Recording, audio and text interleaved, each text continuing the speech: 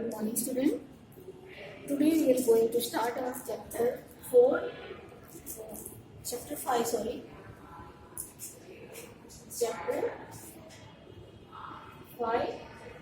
hydrosphere, oceans and their circulation from our geography section.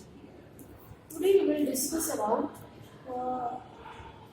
what is hydrosphere. Today only we will discuss about what is hydrosphere, and in the next class they will discuss about oceans and their circulations. Now let's start. Open a page number 128, chapter 5, hydrosphere, oceans and their circulation. Suppose you were an astronaut looking at our home planet Earth from outer space. सोचो कि आप एक astronaut हो और space में जाके वहाँ से अपने अर्थ प्लैनेट की तरफ देख रहे हो, वहाँ से आप अपने अर्थ प्लैनेट को देख रहे हो. What would it look like? वहाँ से वो कैसे दिख रहा है? आप एस्ट्रोनॉट हैं, आप वहाँ से अपने अर्थ प्लैनेट को देख रहे हो, तो वो वहाँ से कैसा दिखता है? Well, it's look like a blue green ball with some brown patches. कैसा दिखता है? वहाँ से ब्लू ग्रीन बॉल की तरह वो दिखता है और कुछ उसमें ब्राउन पैचेस भी दिखते हैं. This is the blue colour dominates. उसमें भी ब्लू कलर सबसे ज़्यादा है, वो सारे कलर को डोमिनेट करता है. This is because of the presence of water. Why it is look like blue colour, the domination of the blue colour? Because of the presence of water. The most of the part, 1/3 of the part of our earth is covered with water, which covers 71% of the earth's surface. This makes our earth unique. जो हमारे अर्थ को बिल्कुल unique बनाते हैं. Blue colour का ball की तरह दिखता है वहाँ से, क्योंकि वाटरी पार्ट अर्थ पे डोमिनेट करता है. As water supports the presence of life forms, क्योंकि जल है तो जीवन, जैसे कि हम जानते हैं वाटर ही की ही वजह से लाइफ पॉसिबल, अर्थ पे लाइफ पॉसिबल है. The earth gets this name watery planet और blue planet on account of this water spread presence of water. Water domain करता है पृथ्वी पे इतना ज़्यादा अपने वाटर स्प्रेड की वजह से ही अर्थ को वाटरी प्लैनेट या तो और ब्लू प्लैनेट कहा जाता है. About 97.3% of this water is in the form of oceans. उस वाटर में से भी 71% area of the earth is covered with water, और उसमें भी 97.3% of this water is form of oceans. वो ओशन की फॉर्म में है, वो फॉर्म इज वो समुद्र के रूप में है. 97.3% वाटर समुद्र के रूप में. Seas, gulfs and bays. Sorry, only समुद्र नहीं, ओनली सीज, ओशंस नहीं, it is included oceans, seas, gulfs and bays. खाड़ियाँ जो हैं, गल्फ्स हैं और समुद्र.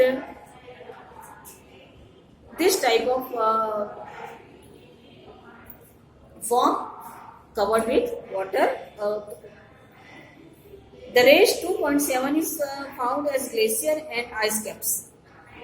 और उसमें से 2.7% जो है वो ग्लेशियर और आइस कैप्स के रूप में फॉर्मेशन है उसका. 0.009% underground water.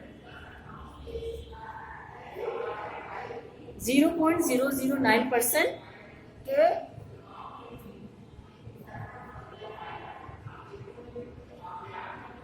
water is found as glacier and ice caps. Underground water 0.68%. Underground water कितना परसेंटेज है? 68%. Fresh water lakes and rivers 0.0001%. We have fresh water is in only this quantity. Lakes and rivers, we have fresh water, lakes and rivers only in 0.0001% in quantity, which together with atmospheric moisture constitute 0.0019% fresh water. तो fresh water पूरी आपने इसका representation देख लिया. Presentation water कहाँ पे किस किस फॉर्म में कितनी क्वांटिटी में है. तो फ्रेश वाटर की क्वांटिटी सबसे कम है ना, बहुत ही कम फ्रेश वाटर हमारे पास अवेलेबल है। The domain of water on surface of the earth, the domain of water, जो एरिया कवर्ड है वाटर से उसको क्या कहते हैं, हाइड्रोस्फीयर कहते हैं ना। The domain of water on surface of the earth as you already know is termed as the hydrosphere. The total stock of ocean water and fresh water has been fairly constant throughout geological history. Fresh water and ocean water constantly has been fairly constant throughout geological history. There is a saying, the same old rain again. Same old rain.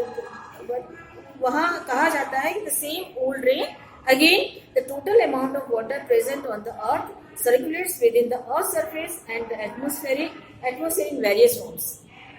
जो total amount water का अर्थ पे है वो circulate करता है उसके atmosphere में और अर्थ सरफेस पे सर्कुलेट करके अलग अलग फॉर्म में वो सर्कुलेट करके वो अलग अलग फॉर्म में वो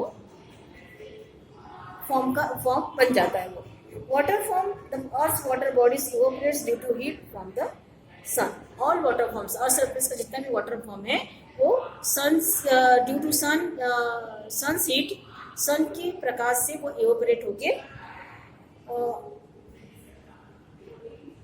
sun के प्रकाश से वो evaporate होती है water bodies में जितना भी अर्थ पर जितने भी water bodies है वो उसका water it rises up and changes into water vapor. वो evaporate होके ऊपर जाता है वो, है ना। इवोपरेशन आपको सारी प्रोसेस पता है ना, व्हाट इज इवोपरेशन, आपने साइंस से पढ़ा ही होगा, है ना। तो इवोपरेट होके वो ऊपर की तरफ राइजेस अप होता है एंड देन वहां पे वाटर वेपर में वो चेंज होता है। As it reaches higher levels the water vapour condenses due to cooling. और जैसे ही वो ऊपर जाता है, ऊपर पहुंचता है, वहां पे कूलिंग की वजह से वहां पे ठंडा जैसे जैसे बढ़ता जाता है वो कंडेंसेस हो जाता है। It changes to minute water droplets that from clouds. और वो जो कुछ ही पल में वो जो वाटर ड्रॉपलेट्स होता है वो क्लाउड फॉर्म में वो वहां पे परिवर्तित हो जाता है। You have already read about it in previous chapter. Ultimately this droplets join to form raindrops और snow which return to the earth's surface as precipitation.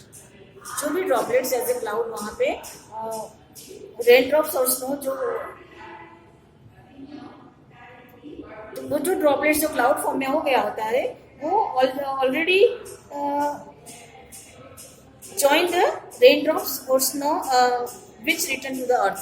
वो रेनड्रॉप और स्नो को ज्वाइन करता है जो फिर से पृथ्वी पे रिटर्न करता है ना, फिर अर्थ पे वो रिटर्न करता है एज अ प्रेसिपिटेशन। कैसे, किस तरह वो फिर से रिटर्न होता है? प्रेसिपिटेशन मीन्स वर्षा, है ना, रेन। तो रेन के रूप में वो फिर से वो पृथ्वी पे अर्थ पे वो रिटर्न होता है। कभी कभी होता है ना बर्फ की वर्षा जो कहते हैं, तो जो स्नो होते हैं वो एज ए रेन, है ना। एंड जो वाटर होते हैं, वाटर ड्रॉपलेट्स होते हैं वो रेन एज ए रेन, और जो स्नो होते हैं तो जो कभी कभी नहीं वो स्नोफॉल्स जो होते हैं उस टाइप के जो बारिश होती है उसके थ्रू वो अर्थ पे रिटर्न करते हैं। Some water is collected in river which ultimately drain into the sea. Some river में कलेक्ट होते हैं जो ultimately sea में ड्रेन कर जाते हैं, and some collects in lakes or directly accumulates in oceans. Some lake में कलेक्ट होते हैं और वो oceans में, समुद्र में accumulate हो जाते हैं। These are again exposed to evaporation. The cycle continues. और ये चीजें हैं continuously प्रोसेस वो कंटिन्यूसली रिसाइकल करके चलता ही रहता है। एक बार हुआ, फिर वो पानी, फिर वो वाटर फॉर्म में आ जाता है ओशंस में और सी में जाके फिर से वही ड्यू टू सन हीट वो फिर से इवोपरेट होता है, फिर से वही प्रोसेस होती है एंड इस तरह से वो रिसाइकल कंटिन्यूस चलती रहती है। These are again exposed to evaporation. The cycle continues. Thus, the water on Earth is continuously renewed and recharged by the hydrological cycle or water cycle. तो इस तरह से वाटर कंटिन्यूसली रिचार्ज और renewed होता रहता है। हाइड्रोलॉजिकल साइकिल और water cycle जिसके कहते हैं, उसके थ्रू वो कंटिन्यूसली रिचार्ज और रिन्यूड होता रहता है। इस तरह से प्रोसेस कंटिन्यूस ये साइकिल चलती रहती है। This continuous circulation of water in various forms with in the hydrosphere and atmosphere by the process of evaporation की वजह से हाइड्रोस्फीयर वाटर एटमॉस्फेयर का जो ये कंटिन्यूस सर्कुलेशन इसकी वजह से कंटिन्यूस चलता रहता है। Condensation and precipitation in termed as hydrological cycle. Evaporation, condensation, and the precipitation is all processes as a hydrological cycle. So today's our topic is over. We will continue.